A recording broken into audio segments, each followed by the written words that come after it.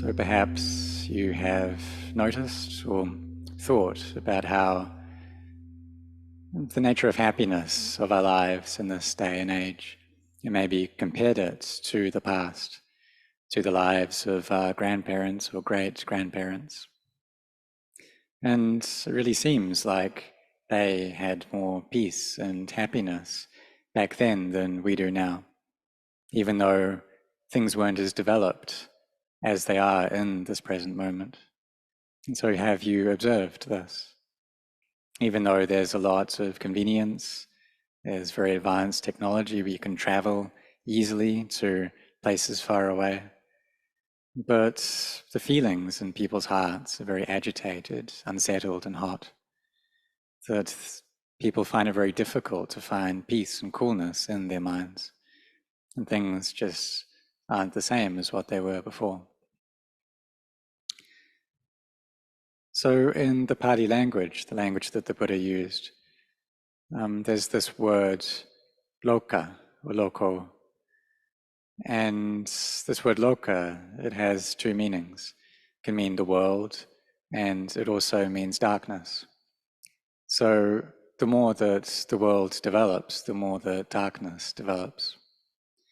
Even though externally there's a lot of bright lights, people having a lot of fun, a lot of entertainment, but inside people's hearts there's a lot of darkness.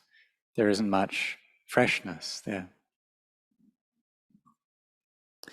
So in terms of the world, people consider happiness to be fun.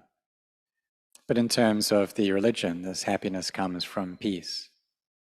So when we talk to people in the world, we need to be able to use both the language of the world and the language of Dhamma to be able to communicate as well.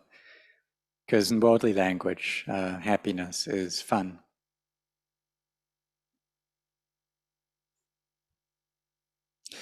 But in terms of our hearts, within ourselves, well, in the language of the Dhamma, then this happiness is peace within our hearts. Happiness that comes from entertainment and fun, that this is a temporary happiness, it doesn't last. So we see that there's a lot of difficulty and suffering in the world. And this is what the Buddha saw as a bodhisattva when he was the prince, that he left the palace and he saw the 4 Deva Dutas, the 4 heavenly messages of old age, sickness and death, and then a renunciant. And he saw just how much suffering was there and thought it would be better to leave. So in terms of worldly happiness, this entertainment and fun that we can't compare with him, that he had 3 different palaces, 1 for each season. There was a lot of servants and people helping him. He also had a son and a family, but still he left that situation in order to seek out this true happiness. Because he knew that worldly happiness doesn't last, that it flips over between happiness and suffering, and really the happiness is a little bit and the suffering is a lot. So there was a time when Venerable Ajahn Chah was alive, well, while he was still alive, and there was someone who took his child, his daughter, to see Ajahn Chah and said that his daughter was going to get married and so asked for a blessing for her. And so Ajahn Chah said, well, this word, family, if you're going to build a family or build a household, then really what that means is that you're being held in, that you've got this thing there which is constraining your freedom, you're being held in. And so that's using this word household in a wise way to be able to see into its deeper meaning. If we have a lot of people, family with many members, it can seem like there's a lot of warmth there, but there's also a lot of deep worry there as well and concern. So he took this word household and was using that in this way. So this is something that we can consider as well. So perhaps many of you have had experiences of this, maybe think that it's better to be by oneself. And the life of the lay life, that's a lot of difficulty and suffering all throughout the day. And there's just a bit of enjoyment, pleasure that comes from it. That we want to be with good people. If we're finding a partner to be with, we want someone who's very good. Find someone who can be our partner in cultivating Bharami, kind of like our soulmate. But even if we find that, then there will be a lot of being tied down and being attached as well. So when the Buddha taught, he taught in the middle way, and he taught in a way that matched each occasion that he was teaching to. So in one time he said that being familiar, familiarity, is the highest kind of relative. But then he also said that being tied to things or having this attachment is the highest kind of suffering. So when the Buddha taught, he taught the middle path. So there was a time when Venerable Ajahn Anan was, as a younger monk, was practicing under Ajahn Chah's guidance. And he wanted to gain quick success in his practice.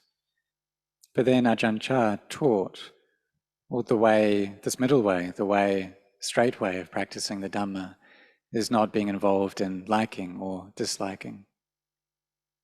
And why is that? Well, it's because if we like something, then we become attached to the happiness of that. And then when it changes, we suffer.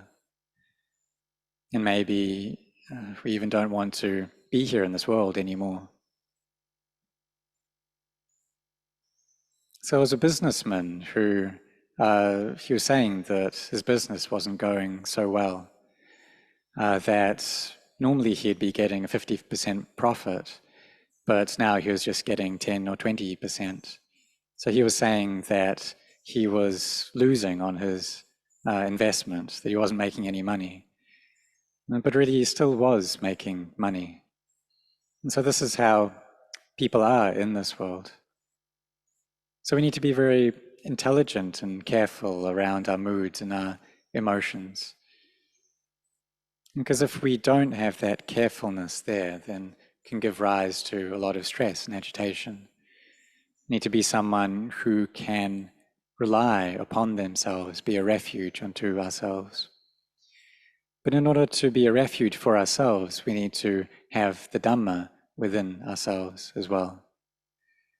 So the Buddha said that the Dhamma is the highest wealth. And why is that? Well, it's because the wealth that we have in the world, that relies upon our breath. As soon as our breath stops, then all of that wealth leaves us. We just borrow these things from the world, and then we have to return them to the world.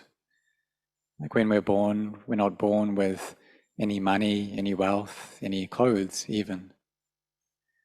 And when we're born, the family's very happy when they have a child that's born. But then when that person dies, then people cry. But Ajahn Chah, he said that it's right there at the same point, that when we are born, we apply for death. But then when people are born, we're happy. When they pass away, we're sad and we cry. And so he said that, well, if we're going to cry at their death, then we should really be crying at their birth, because when they're born, they're applying for death. And the Buddha said that each life that we take is suffering. So we can take this word household again, and see how we're being held in by that. And also, for those who are already in the household, already have a family, then we need to be in that situation in a way that brings happiness. That when we talk to the other members of our family, we don't just talk using our moods and emotions. We don't talk using our defilements and our conceit. There was once a layperson who went to Ajahn Chah's monastery and asked for some blessed water. He said that he was finding it very difficult in his family, that he would often say unpleasant things, and then other people would say difficult things to him. And then he would give rise to these moods. And so Ajahn Chah gave him a bottle of water and said for him to recite Buddho, Dhammo, Sangho over that bottle of water. And then when someone in his family said something to him that he didn't like, then he should pour that water into his mouth, but not swallow it. Just keep it there in his mouth. So he'd just be there with this mouthful of water and smiling and wouldn't be able to say anything. And then if he was just smiling back to them and not saying anything, then there wouldn't be any difficulties or problems that would result from that situation.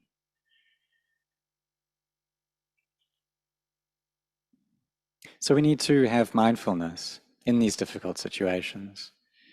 That if someone's angry towards us and we respond with anger, then in truth we're worse than them. But if we don't get angry in response, then we look after both ourselves and that person as well. So if someone's angry with us, then we should try to not be angry in response. So in the Mangala Sutta, the discourse on the blessings, the 38 highest blessings, the Buddha taught about how good speech is a blessing in our lives. And how do we know if speech is good or not? Well, there are 5 categories or 5 requirements for good speech. So the first is that it has to be true. The second has to be polite speech. The third is that it has to be beneficial. The fourth is that it has to come from metta, from a place of kindness and goodwill. And the fifth is that it has to be appropriate for time and place. And so there's true speech, polite speech, beneficial speech, kind speech, and speech which is appropriate for time and place. And for it to be good speech, it can't be lacking in even one of those things. So before we speak, we should reflect on that. And if we speak using these principles, then our speech will be good.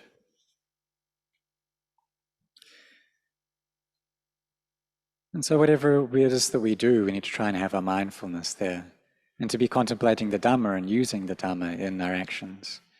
And really the Buddha taught about all these different facets of our lives and the duties that we have, the duties that a husband has towards his wife and a wife towards the husband, and then the duties between a teacher and their students and a company owner, shop owner and their employees. He taught about all these different facets. And when we do this, we need to maintain our mindfulness as well, knowing what it is that we're doing.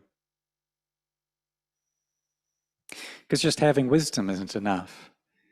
And Ajahn Buddhadasa, he said that if we have wisdom, but we're lacking in mindfulness, then that wisdom is amara.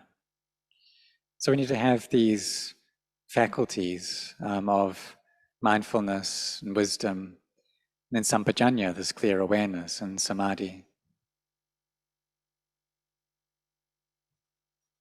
So we need to ensure that we have a mindfulness there when we're using our wisdom, so that we do things appropriate to time and place. And if we have that wisdom there, then sampajanya will come up as clear awareness. We also need to have a mind which is firm as well, because if it's lacking in stability and firmness, then it doesn't give results.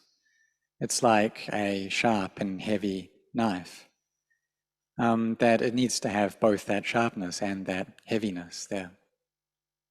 So wisdom is the sharpness of that knife, and samadhi is its weight.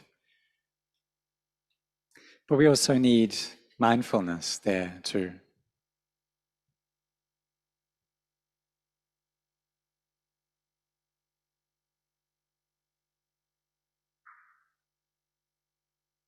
So this is something that's really important in our practice, and this aspect of mindfulness and having wisdom.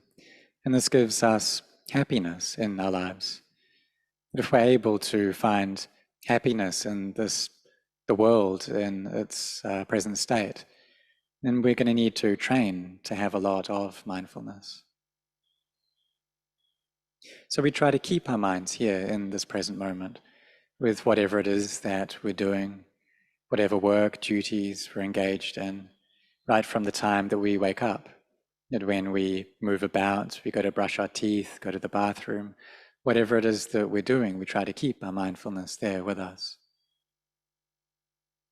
And if we forget, then we can return to that activity again.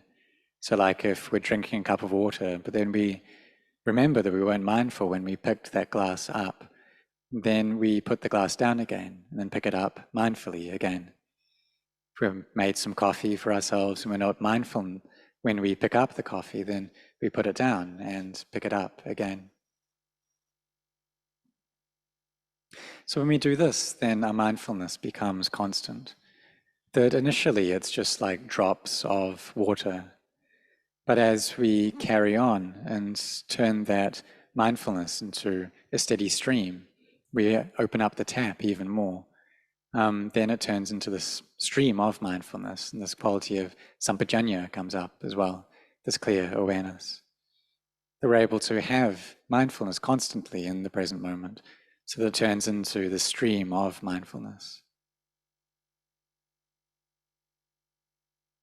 Because the time during the space of a day that we spend chanting and meditating, it's usually not a huge amount.